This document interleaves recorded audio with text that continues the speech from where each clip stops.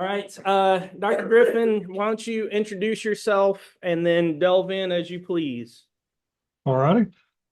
Well, first, I love your professor. I knew him back when he was a doctoral student and even before that, and really appreciate his love for the Lord and love for students, his love for the Bible, and he always encourages me when I'm around him. Um, I have been at New Orleans Seminary a little over 20 years now. I'm married to my high school sweetheart. I have three adult sons. Uh, they all love the Lord, serve the Lord, and I'm a blessed man. Can't ask for anything more than that. Amen. Now, Hey, Dr. Melendez, tell me, what class is this? Is this an intermediate class, intro class? What do we got? yeah, this is Hebrew 2, so it's more or less beginning intermediate. So, yeah, Okay. Are we going to 10 o'clock? 9:50. 9:50. Okay. Very good.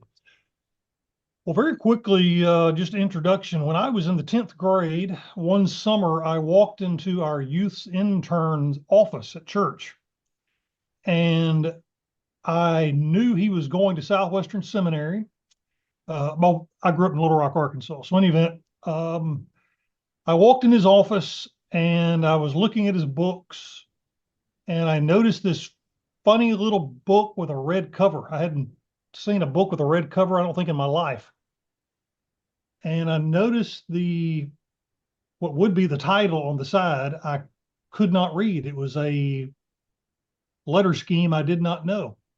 And without asking, the punk little teenage kids, in the youth minister's office, without asking, I just pulled it off the shelf. I opened it up and I did not see a single Roman character. And I turned around, and Brother Dave, who's now the pastor of the church all these years later, he was smiling at me because he knew I had pulled off the shelf something that would be very curious. And I said, "What is this?" He said, "It's the Greek New Testament." And I said, "I've heard of this all my life. I've never seen one." And he said, "Well, this past semester at Southwestern took Greek." And I said, "Can you read any of this?" And I want you to know, he said, "Hand it to me." And he read a verse. And at that point, I'd already been called to preach, and the Lord had already led me to ministry. And when I heard him pick up a New Testament Greek Bible and just read it, my next thought was, I'm going to seminary. No matter what it costs me, how long it takes, I'm going to seminary. And so years later, I'm teaching Hebrew, and amazingly, I was taught grammar, a little bit of syntax, but I was never taught about the actual Bible itself, because there's far more on the page of the Hebrew Bible than just the biblical text. And so we're going to talk about all the other stuff on the page today, so that if anybody asks you or they see a page, well, hey, I can explain every bit of that to you. I may not can read it because some of this is in Aramaic, some of it's in Greek, some of this is in Latin, but I can certainly tell you what every single thing on the page is. Okay. So the Masorah, what does the word Masorah mean? It means something attached, and it's not just kind of attached, like, this sweater is attached to my torso. Now, this is like a chain, something that's chained to something else. So the Hebrew Bible has three Masorot. The OT ending, as you know, is feminine plural, but we just speak of each one as a Masorah. That's the singular, of course. But before we do that, I want us to kind of have a little cultural lesson here real quick. Here is an ark in a synagogue. And if you can look at the tops of those scrolls, you see something made out of stainless steel. They look pretty fancy. Well, those are crowns. If you look directly below the crowns on the velvet there, you will see crowns again. You will also see on the right of those each one has a lion. Actually, the Ten Commandments, and there's a lion on each side holding the tablets. But what's all this with a lion and crowns? Well, let's think about this some more. Like here are these Torah crowns, and many times they have bells on them. Can you see the little bells? Now, synagogues will pay $5,000 to $20,000 for the Torah crown. Every Torah scroll in a synagogue has to have one. And many times an exceedingly wealthy family will purchase a scroll for their local synagogue, then another family, and a scroll could be 50, 60, $100,000. Another family will purchase the Torah crown for the synagogue, because every scroll has got to have a crown on it. Now you go, well, what's up with the bells?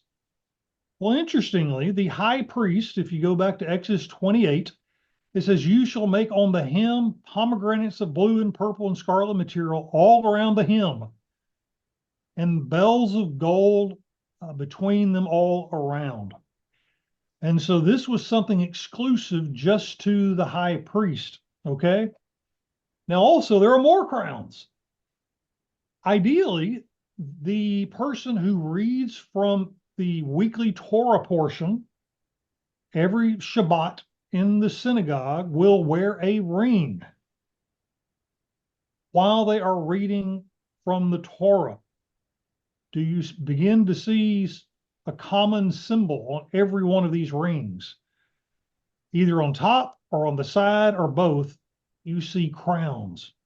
Now, what's the big deal about crowns?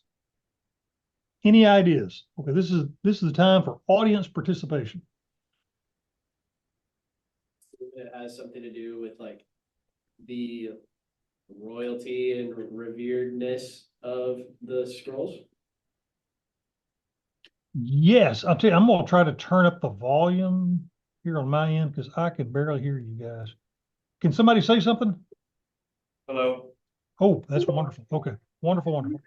The problem was on my end. Let's get back to this. Okay, so as Jews view their God, he is the king of the universe. He is the king of the nation. He has called them a kingdom of priests. So they are, in fact, royalty themselves. Now, you and I probably, unless you're from the UK or some other country that has a monarch tradition, you know, we Americans, we have presidents. They can come and go every 4 years. We don't have someone who either symbolically or actually rules over us for a lifetime. That's just inconceivable to us. But obviously in the ancient world, for most of human history, that's what most people have experienced. And so everyone else was just a commoner. At best, if you were lucky, you might be in the priestly class. But those are people highly educated. They were scribes. They knew multiple languages. But they were the elite. So now Israel comes out of Egypt. What class of people are the Israelites when they come out of Egypt? Slaves. They're slaves, right?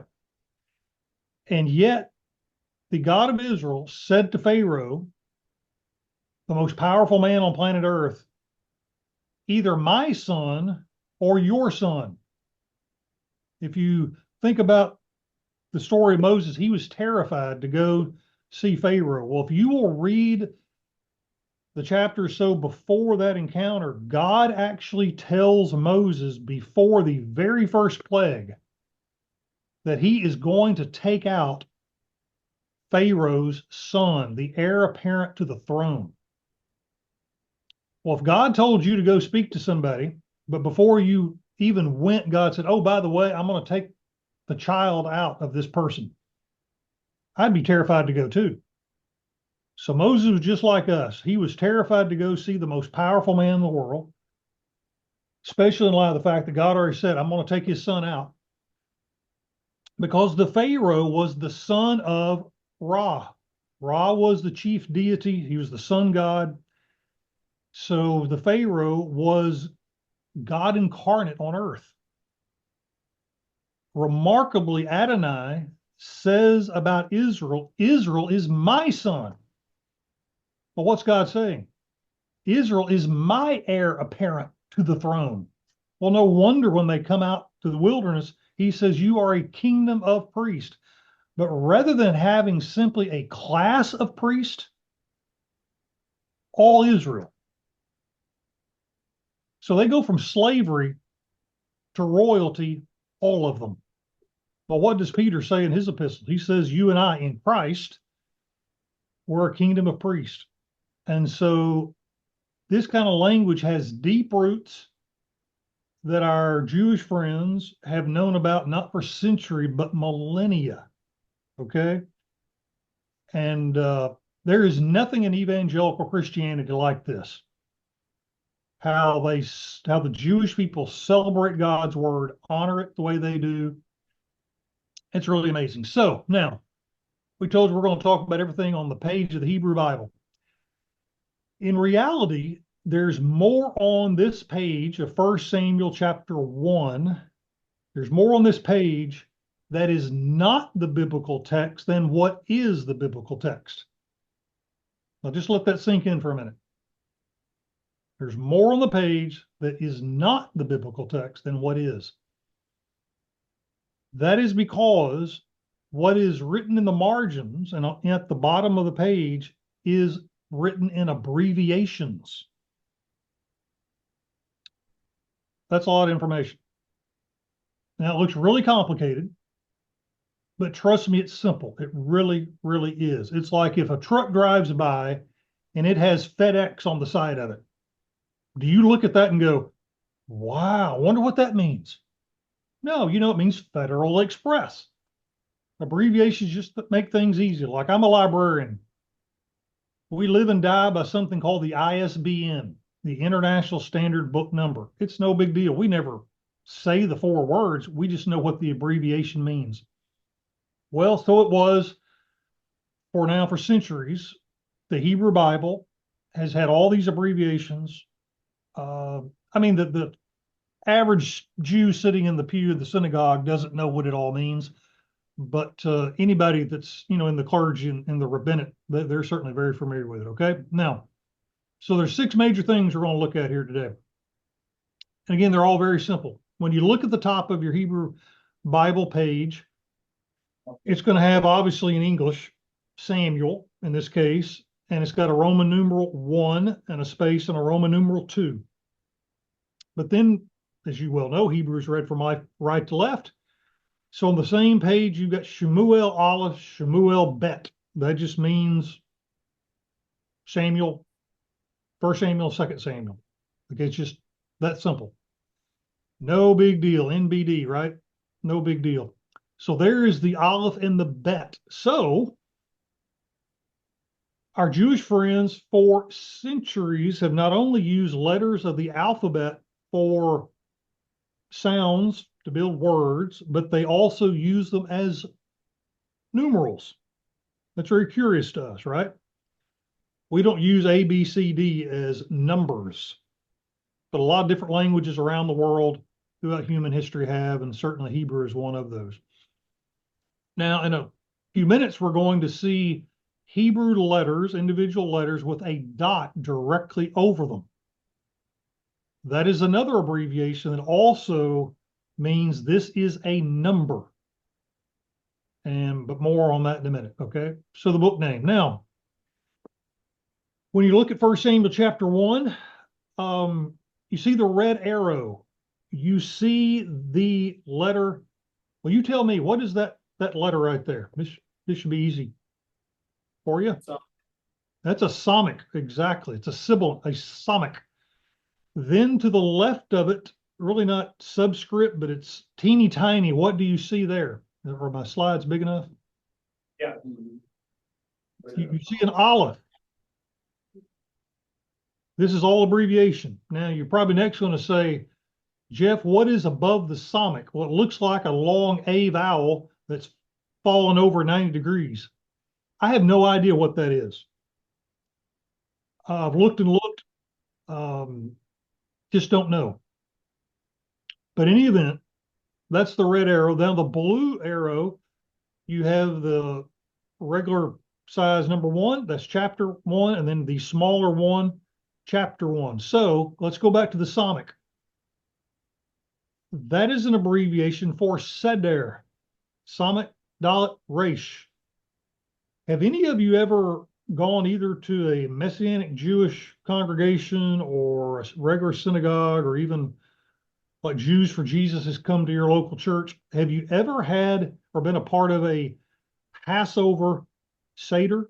Are you familiar with that term at all? Passover Seder? Anybody? Nope. Okay, that's all right.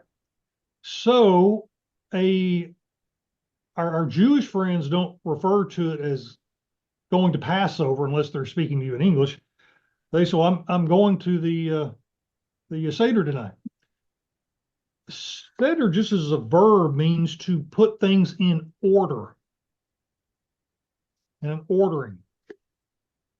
So the Seder, though, in this context, when it appears in an abbreviation on the page of the Hebrew Bible, it means the order, like what you and I would call chapter divisions. Now, chapter divisions, as you and I know them in our English Bibles, come much, much later than this. But then the Aleph, I told you earlier, you're going to see letters of the alphabet with a dot above them. You probably can't see the dot in this PowerPoint slide, but there is a dot above that Aleph. All that means is this is Seder Aleph, Seder 1, or you and I might say chapter 1. So they're on that first line in Hebrew letters and in Roman letters. They're telling us this is chapter 1. Again, this is very simple. You're going to see all these abbreviations. It can kind of overwhelm you, but I'm telling you, this is easy. So don't make something difficult that isn't. All righty. So here she's pointing, you can see it a little clearer there. Yep. And there again is the Aleph, and maybe you can see the dot or not. Okay. Let's see. I've covered a lot of this already. Yeah, predates chapter divisions. Okay, so the Chumash. You and I know the term Pentateuch. Penta meaning 5, right? What is that referring to? Who knows what the Pentateuch is? First 5 books of the Bible. Exactly, the 5 books of Moses. Now, if you really want to impress your Jewish friends, you can say, well, don't tell them, oh, at school we study the Pentateuch. Rather tell them, we've been studying the Chumash. And they will nearly snap their neck looking at you, because that's how our Jewish friends refer to the Pentateuch. Chumash means the same thing as Pentateuch. It means the 5. So in the Chumash, there are 167 Sederim. The eem ending there on Sederim, the opposite of ot, right? It's the masculine plural. So the Sederim, you'll find 6 of these individual Psalmic letters throughout the Chumash, or the Pentateuch. Now, the entire Hebrew Bible has 452 of these so-called chapter divisions. A lot of times our Jewish friends will, rather than chapters, they might refer to them as lessons. Now, let me show you a particular Seder, because what is interesting, when the Western world decided to put chapter divisions within the Latin Vulgate, later English copies of the Bible, the German Bible, and so forth, the chapter divisions are different than the Hebrew Bible. I have no idea why the Western world chose to divide the text differently. I just know they did. Now, there are some that kind of link up together. But here is the Seder that begins in Exodus chapter 7 Notice it doesn't begin in what you and I would think of verse 1. Rather, it begins in chapter 8. It runs through the end of chapter 9. So the next seder begins what you and I would call chapter 10, verse 1. Now, why would the Jewish scribes have this as a chapter, so to speak, a seder? Well, this one's real obvious. This is why I use it as an example. Our Jewish friends, when you study Sederim, overwhelmingly they are going to determine a seder parameter based on a theological theme, on a theme of history, a theme of a certain biblical character, keywords, etc. Like here in Exodus 7, verse 8, now the Lord spoke. You go to the last verse of chapter 9, which is the last verse of this seder. It says, the Lord spoke. How about that? The same exact phrase is in the first verse of the seder and the last phrase. Let's go back to the beginning of the seder. Then it says, when Pharaoh speaks to you, say, work a miracle, take your staff. Right? Go to the very last verse of the seder. What does it say? The Lord spoke through the hand of Moses. Sorry about those beeps there. I guess I need to see if I can close down my email because that's what's barking at me. Boom. Okay. Very good. Very good. Sorry about that. We're good now? Okay. So what do you hold a staff with? Your hand. How did God speak through Moses? With what he had in his hand. So isn't it interesting that the Jewish scribes divided the biblical text, the seder, based on what the Lord spoke, and then an object God used, namely the staff that was in the hand of Moses. So this is a very different way of dividing up a narrative than how we divide narratives typically with our Western minds, okay? One way is not better than the other, per se, but it just shows different cultures think differently. And there's probably a really good reason for it if you understand it from their cultural perspective, okay? So that's the seder. Now, third thing we're going to look at are the three Masorah. We're going to first talk about the small Masorah, and let's see here. It's on the left side of, well, it's going to be in the outside margins of the page of the Hebrew Bible, right? So let's get back here. So the small Masorah, as I told you earlier, everything here is written in abbreviations. The small Masorah provides statistical summaries of anomalies. Now, what's an anomaly? Anybody? What's an anomaly?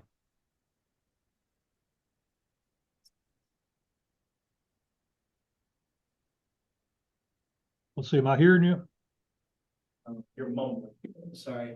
I said just an irregularity, something that's not common. Exactly, an irregularity. I love that word. Great word choice. Like the other, I don't know, sometime the last 2 or 3 nights, my son, he loves astronomy.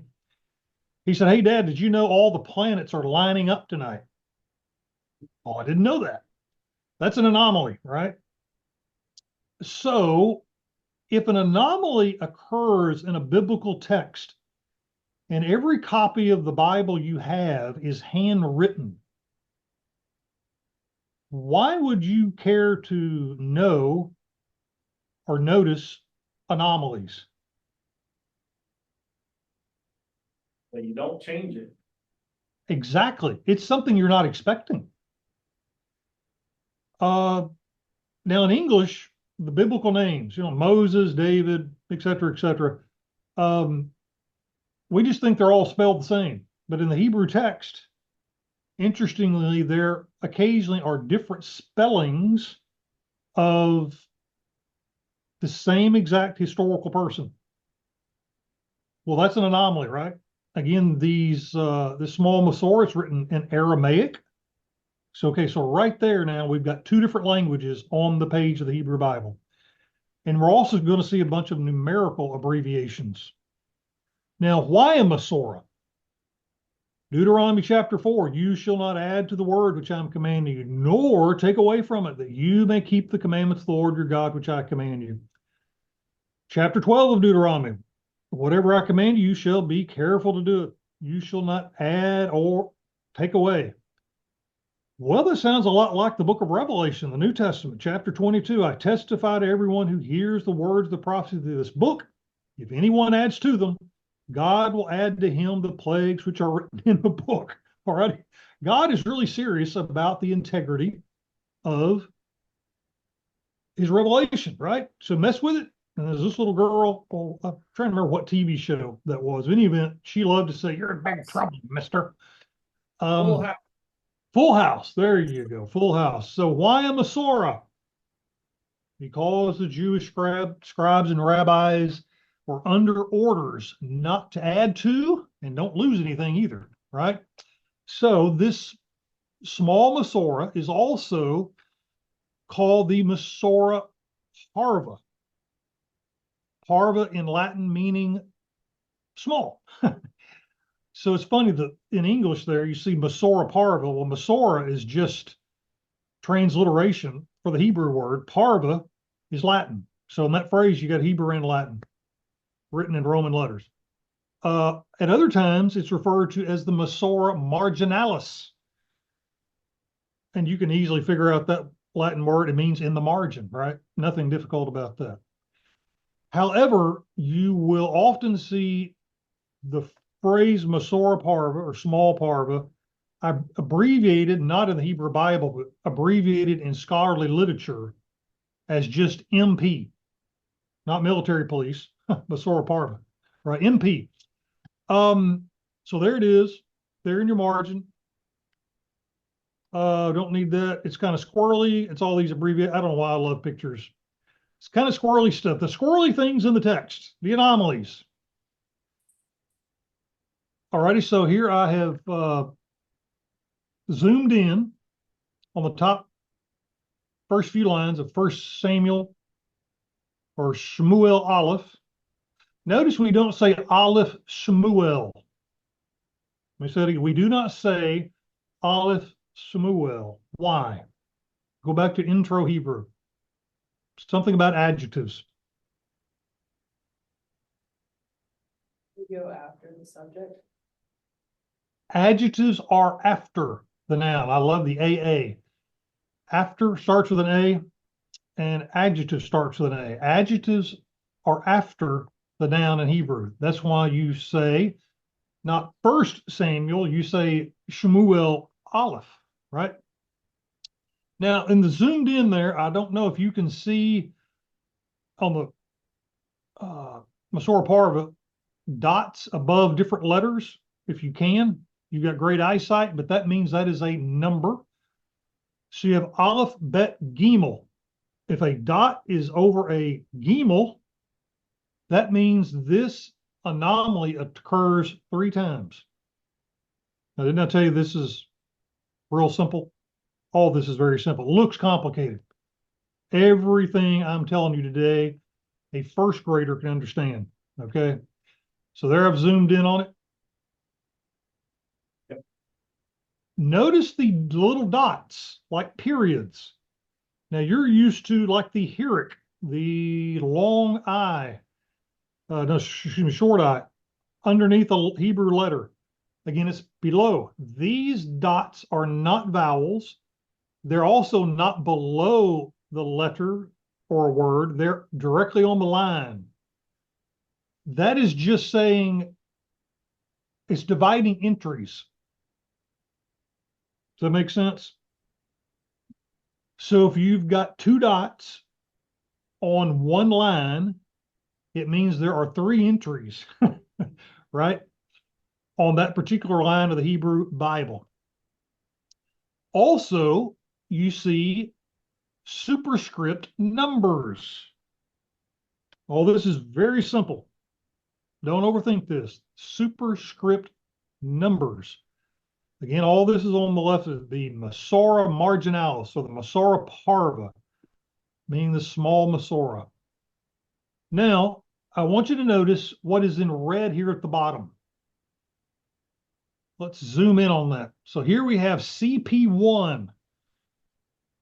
Whatever this is, these lists, they're all found in chapter 1. Well, once again, the superscript numbers that we saw in the MP, in Masorah parva, the Masorah marginalis, these superscript numbers in the Masorah parva are now directing you to what is at the below the biblical text. You see all these MMs followed by a number, MM followed by a number. Okay, we're not talking these M&Ms or Mickey Mouse or those kind of things. We're instead talking about the second Masorah. So the first one is the MP. This Masorah, the Masorah magna, again, that's simply magnus, like you've heard of magnanimous.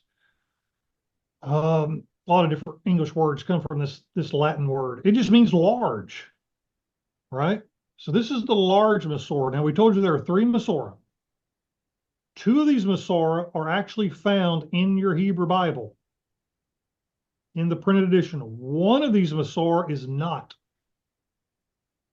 This is the one that is not. The Masorah magna, the big Masorah, well, it's so big it could not be included in the Bible. Now, at other times, the Masorah magna, again, it's abbreviated MM. That's why we had this going on. The MM, Masorah magna, that's how it's abbreviated, like MP for Masorah parva. In Hebrew, though, it's referred to as the Masorah Gadalah. Gadol, you remember your vocabulary word in Hebrew means large, right? Well, so does magna in Latin. So it's the large Masorah. Well, here is the very first entry, the first page, the top third of the page of the MM, the Masorah magna. Again, it's a separate book. 3 of the Masorahs exist. 1 of them is not within the Hebrew Bible. It's this one. It is a catalog of all of the MP. So let's say you look up Genesis 1:1, there is a Masorah parva there. And you go, I wonder where this anomaly occurs elsewhere in the Hebrew Bible. Well, you would go pull out the Masorah magna, turn to page 1, and we see, and again, the Masorah magna, or Masorah Gadol, even though it's written in English, well, Latin and Hebrew and so forth, it's read just like the Hebrew Bible from right to left.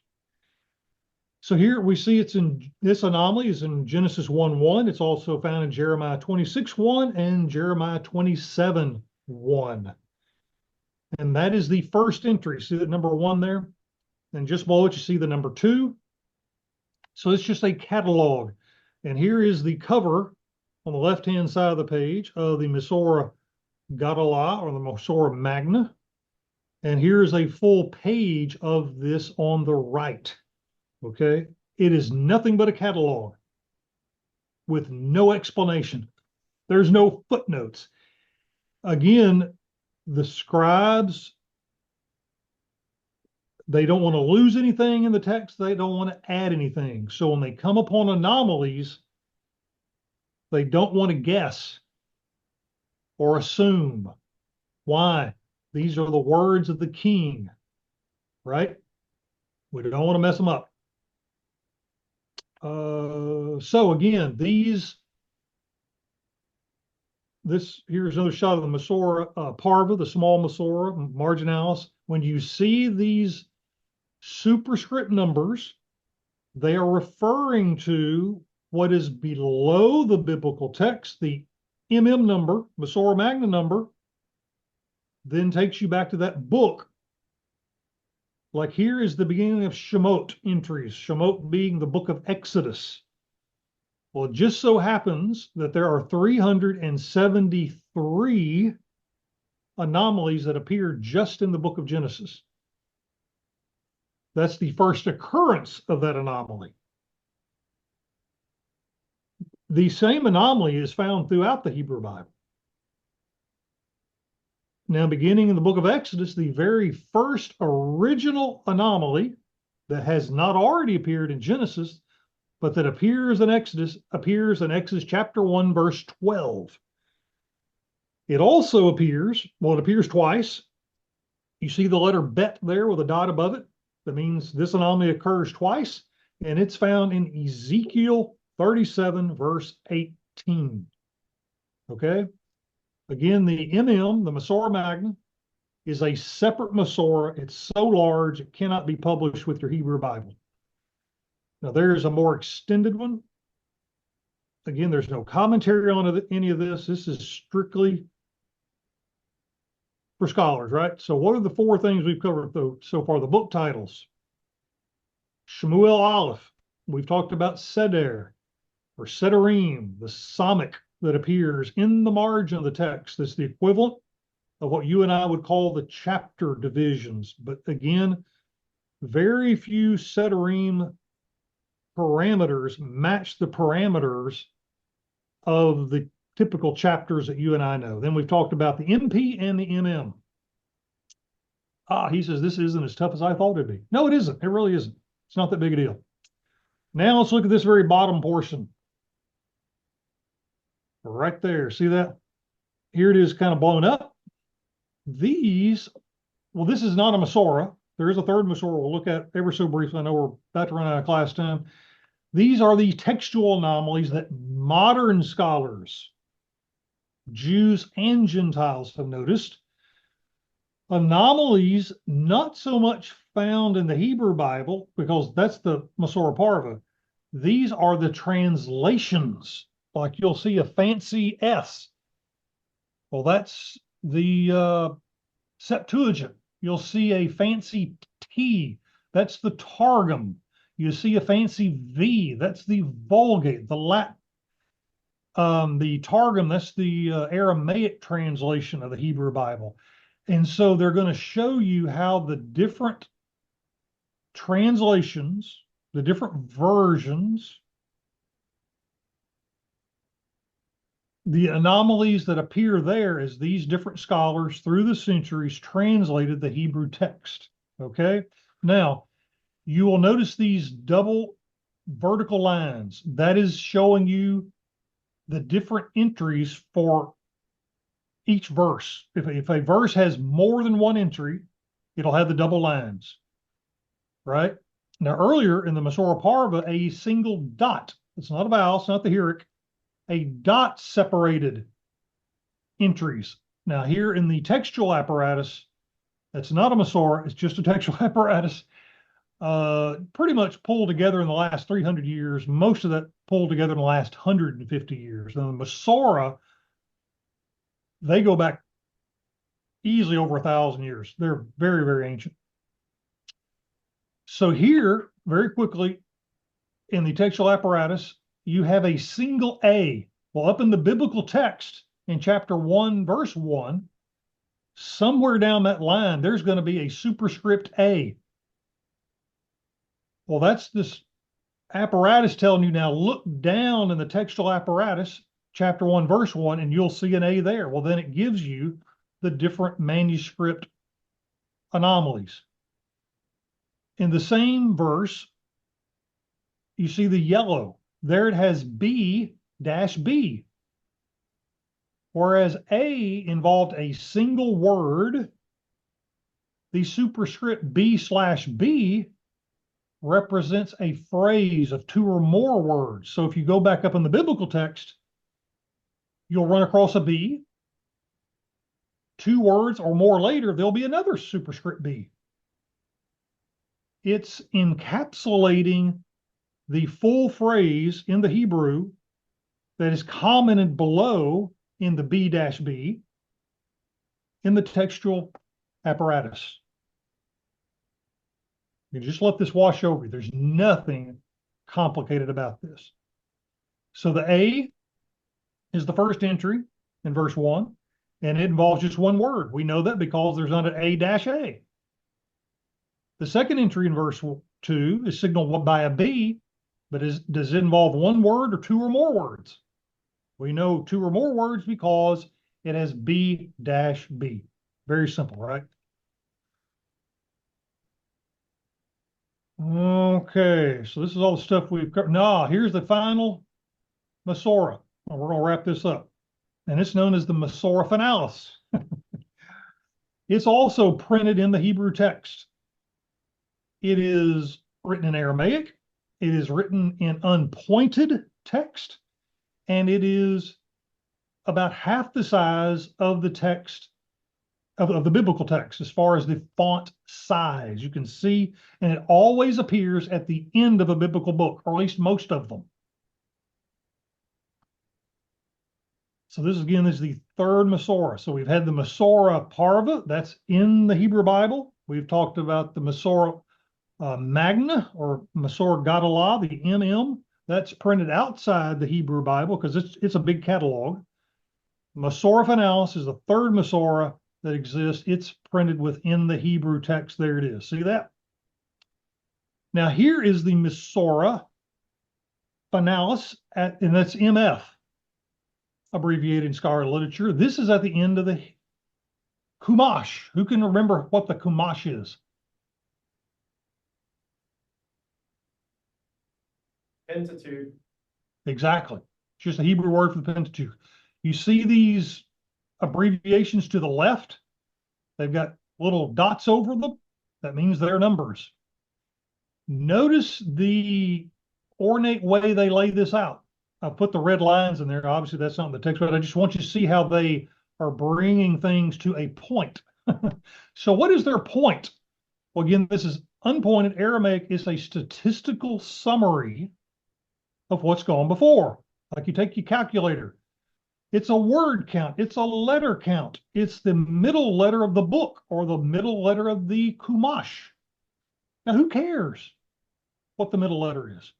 Who cares about the word count? And we certainly don't know or don't care initially what the letter count is. Well, what happens, let's just say the Chumash is 1,000 letters, and the scribe has finished the Pentateuch, and he counts the letters, and now it's 1,005 letters. Uh-oh, I've added 5 characters. Uh-oh. So, at the end of the Pentateuch is the Finalis, and it says the total number of verses, 955 for a total of 955. The middle, I think this is just Deuteronomy, I'm sorry. The book of Deuteronomy. And in the middle of the book, and then it gives you the phrase, is at Deuteronomy 17, verse 10. The number of Sederim, divisions, chapters, we might call it, in Deuteronomy are 31. So now here for the entire Torah, there are 5,845 verses. There are 167 Sederim. The total number of words in the Hebrew, in the Pentateuch, are 79,856. How about that? The total number of letters, 400,945. Well, folks, when you don't have computers, like your Word or WordPerfect, at least on my Word, at the very bottom, it always gives me a letter count, a word count. I can just look at the bottom left, and if I'm writing an article of 5,000 words, I've got 4,819. I know I better wrap this article up, right? Well, the scribes didn't have that in the ancient world. Amazing stuff, isn't it? So you got your Masorah Parva, you've got your Masorah Magna, you've got your Masorah Finalis at the end of biblical books or end of sections of books, and you've got your textual apparatus. It's no big deal. Very complicated in a sense. It's all abbreviations. And there's also this simplified guide to the BHS by William Scott. It's very hard to find. Now, everything I just told you is not in this little book. instead, it's the abbreviations are written out for you. You said, well, Jeff, how did you learn all this? Well, one summer I read all the introductory notes to the Hebrew Bible. I would not encourage you to do that. It'll put you to sleep, but that's where all this information is found. So there you have it, ladies and gentlemen. That is an introduction to the Masorah.